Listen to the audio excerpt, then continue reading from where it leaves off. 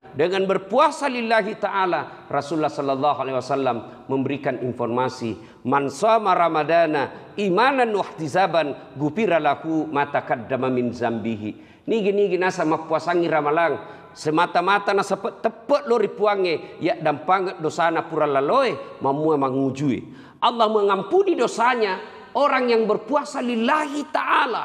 Dia tahan diri puasanya dengan sebaik-baik rukun-rukun puasa. Allah ampuni dosanya yang telah lalu dan yang akan datang. Sehingga masuk 1 Syawal, Idul Fitri, kita rayakan kemenangan kita dengan makna kembali menjadi suci.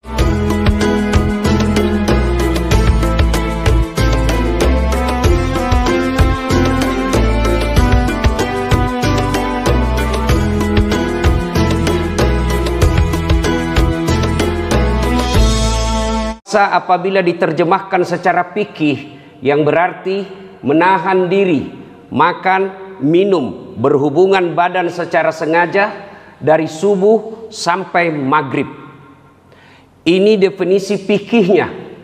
Berarti selama Ramadan 30 hari kita tidak boleh makan dan minum serta berhubungan badan pada siang hari. Malam harinya boleh. Adapun yang mereka secara tidak sengaja makan dan minum di siang hari, selama itu mereka dimaafkan dan tetap sah puasanya. Adapun mereka yang bekerja keras tidak bisa melakukan cari nafkah kalau tidak melakukan makan pada siang hari, maka boleh ditolerir. Dia boleh tidak puasa dengan catatan selesai proyeknya dan luar Ramadan dia tetap wajib membayar puasanya seperti jumlah yang ditinggalkan. Demikian juga bagi mereka yang perjalanan panjang, melebihi 83 km perjalanan sekali perjalanan, dan mereka tidak mampu untuk menunaikan ibadah puasa, pun mereka dihalalkan dan tidak berdosa ketika tidak berpuasa, dengan catatan selesai perjalanan dan di luar Ramadan dia harus membayar puasa seperti yang jumlah yang ditinggalkan. Demikian juga bagi mereka yang sakit pada bulan suci Ramadan, di mana penyakitnya telah diponis oleh dokter tidak boleh berpuasa, maka mereka boleh tidak berpuasa dan harus membayarnya sesuai dengan yang jumlah yang ditinggalkan. Tetapi bagi mereka yang berkehalangan tetap, uzur, tua bangka, kemudian penyakitnya sudah dikatakan dokter tidak bisa sembuh, maka mereka boleh tidak berpuasa dan menggantinya dengan fidyah, memberikan makan fakir miskin satu orang satu hari.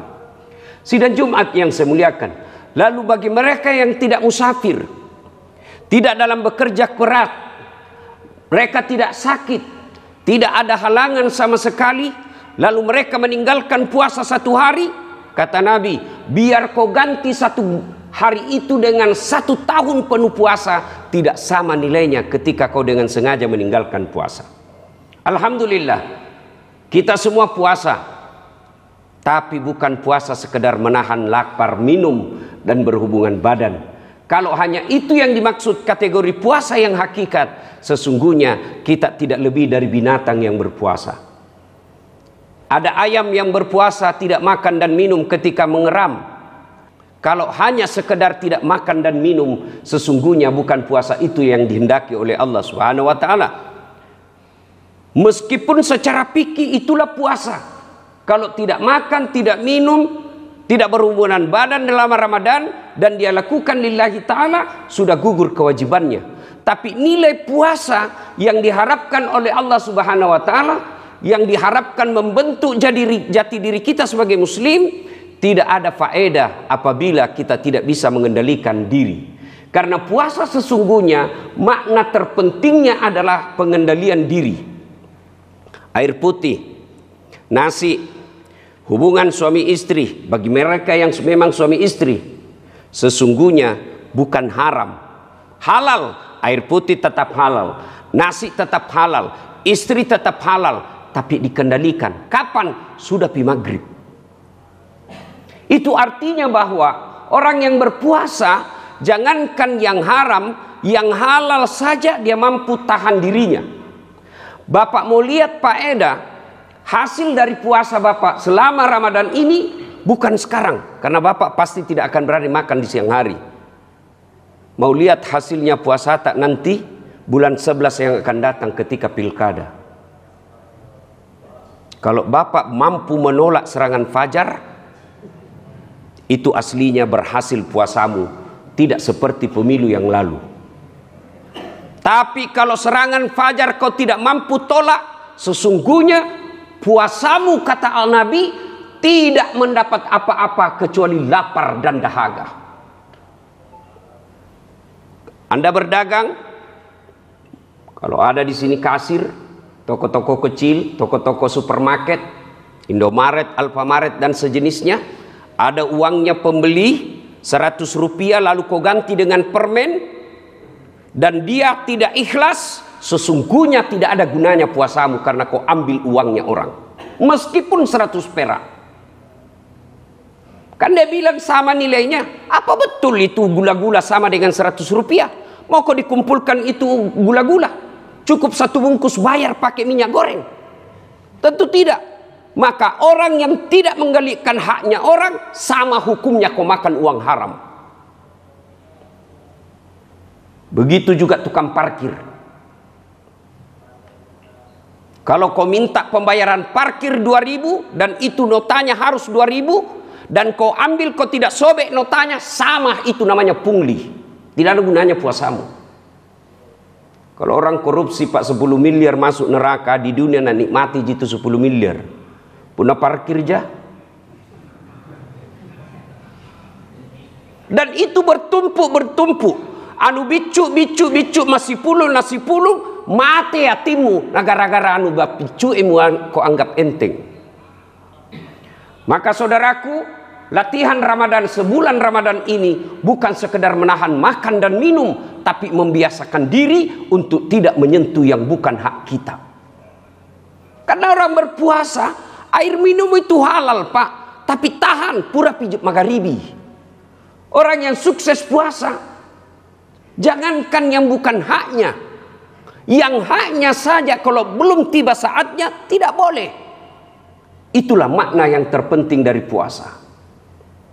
Yang berikutnya, makna dari puasa setelah menahan diri dari makan dan minum, pengendalian diri, kejujuran. Bapak masuk kamar siang hari panas, teguk air putih, tidak ada yang lihat Pak.